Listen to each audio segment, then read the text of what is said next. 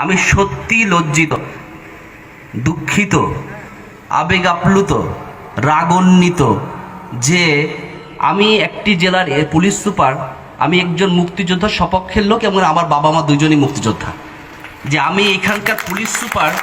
আমি খুবই লজ্জিত যে আমাদের এখানে দুটি দুর্ঘটনা ঘটলো, একটি জাতির পিতা বঙ্গবন্ধু ভাস্কর্য, আর একটি হচ্ছে বাঘা যতীনের আবক্ষ।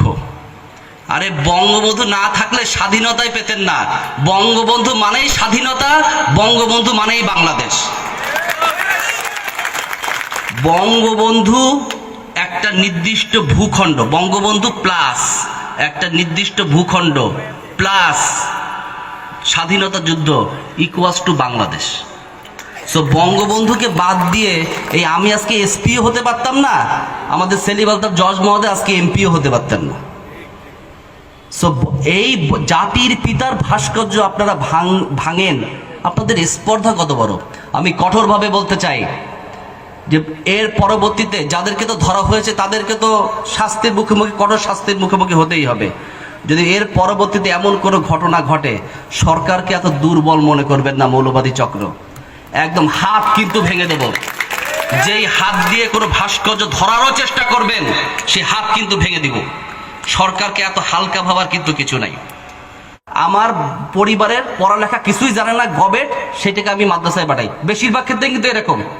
আরেকটা শ্রেণীকে মাদ্রাসায় পাঠাই, এই যে আমাদের দরিদ্র মানুষরা, যে যারা মনে করি যে ওই ছেলেটাকে মাদ্রাসায় পড়াইলে মনে আমি বেহেশতে চলে যাব। আপনার ছেলেকে মাদ্রাসায় পড়াই কিন্তু আপনি বেহেশতে যাইতে পারবেন না। ওই ছেলে যদি কুলাঙ্গার হয়, আর ওই ছেলে যদি আপনার মৃত্যুর পরে রব্বির হামহুমা কামা রাব্বায়ানি সাগীরা না বলে, তাহলে আপনি কি বেঁচে যাইতে পারবেন? পারবেন না। এদেরকে এই যে বিনা পয়সায় পড়ায় আর বিনা পয়সায় মগজ ধুলাই করে, মগজ ধুলাই করে। আবার রাস্তার পাশে টেবিল নিয়ে বসে যে দান করেন, কোরবানির চামড়া দান করেন, অমুক দান করেন। এইসব দান করে আমরা কি সৃষ্টি করছি?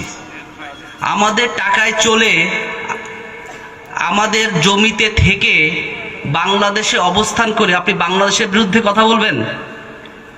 এটা কি কেউ মানবেন? এখানে যারা আছেন মানবেন? আপনি যদি বাংলাদেশের সংবিধান, বাংলাদেশের আইন না মানেন, আপনার কাছে তিনটে অপশন আছে।